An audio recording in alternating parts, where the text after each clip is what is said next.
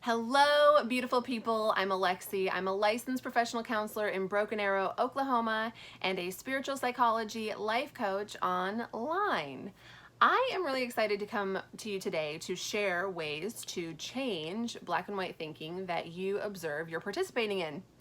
So let's kind of hop to it. First of all, last week I made a video of examples of black and white thinking. So if you missed that video, go ahead, go back, check it out, because I kind of clued you in to ways to combat this black and white thinking in that video. I just did it. I didn't explain what I was doing exactly, but I did do it. So if you haven't seen that video, go back and check it out. It will be helpful for this video as well. So the first thing you need to understand about black and white thinking is that it's a leap in logic. You know, it's from point A to point Z, and it's assuming a lot in between.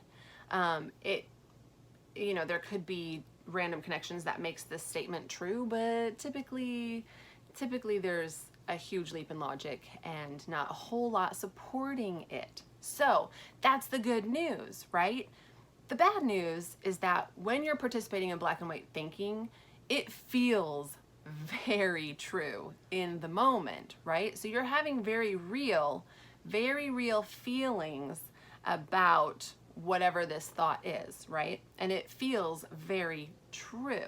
So I first want to point out that just because it feels true does not mean that it is true. Sometimes our feelings lie based off of the stories that we're telling ourselves about this. So remember, from point A to point Z and assuming a whole lot in between, right? You might not have the full story from A to Z, right? But you are writing a story from A to Z that may or may not be true, and you're basing your feelings on the story in between that you have made up that again might not be true.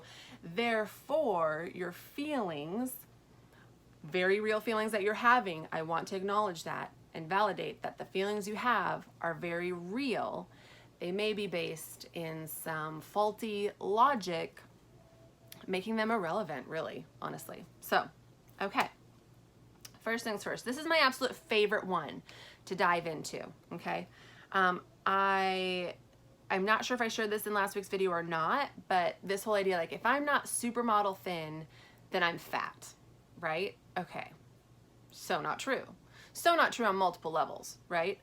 But let's go to the basic level, because if you are overweight or even obese, and I'm trying to tell you that you're not fat, you're gonna laugh at me, right? Okay, so let's talk about this. Even if you're overweight, even if you are obese, you are not fat. And here's why. Fat is a substance that we carry in our bodies. We are not the substance fat. We are human beings. So I might have extra fat on my body, or I might have more fat on my body than I prefer to have. That doesn't mean that I am fat. Does that make sense? Now, when you talk to yourself and you tell yourself that you are fat, your subconscious mind is always listening all the time, is always paying attention to everything you say and do, to everything that you hear, everything, okay? All of your life experiences. So when you say that you are fat, your body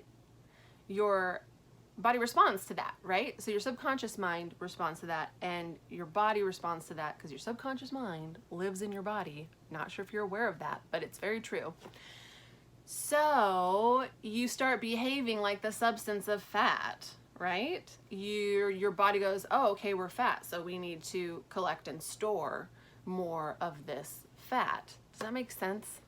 It's kind of interesting how that works, but yeah, so if you are wanting to lose weight, if you're wanting to get at a healthy weight, then telling yourself that you're fat is not helpful in that process at all. So that might even be a whole training in and of itself. Who knows? But so this is how I like to overcome that one, because as a woman in America, there are times when I feel fat, right? There are times when I tell myself, oh, I'm so fat, right? But then I'm like, whoa, hold on.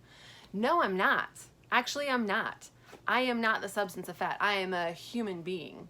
I am a human being worthy of dignity and respect, even from myself, right? Okay, so attack the logic of the black and white thinking, and then turn it around into a statement that is true or helpful or relevant, okay? So if I'm like, oh, I'm not supermodel thin, I'm so fat, real feelings, right? And they're ugly feelings and they suck. I hate them, right? Been there, felt that, ugh.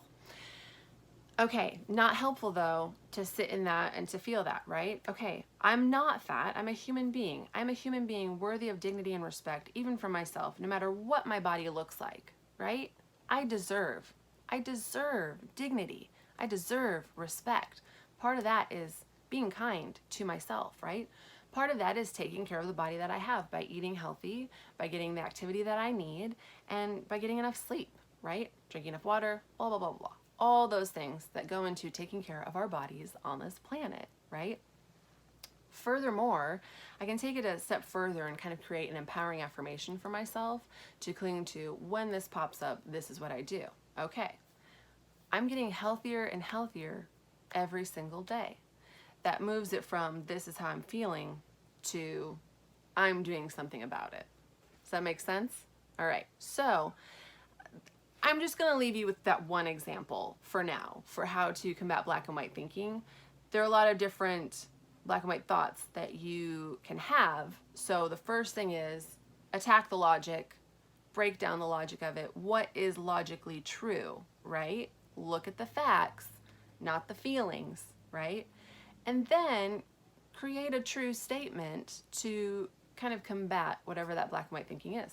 So if there is a black and white thought that you are specifically struggling with or specifically having a difficult time figuring out how to attack the logic and create an empowering affirmation around, let me know. You can reach out to me. You can always DM me on Instagram at Alexie Zuri, Z-U-R-I. That's in the description as well. You can find me on Facebook as well, Alexie Zuri Life Coach. And yeah, just send me a message, or if you feel brave, you can comment here as well what black and white thinking you struggle with, and if you have a question about how to overcome it, let me know. I am happy to help you and to serve you. I hope this video was helpful for you guys, and yeah, I'm excited to come to you next week with a little bit of a meditation on how to release some black and white thinking and to just to let it go and to kind of set an intention, basically, about changing the way that you are thinking. In the meantime, please remember, my dear ones, you are beautiful, you are wonderful, you are amazing, you are enough, just as you are right in this present moment.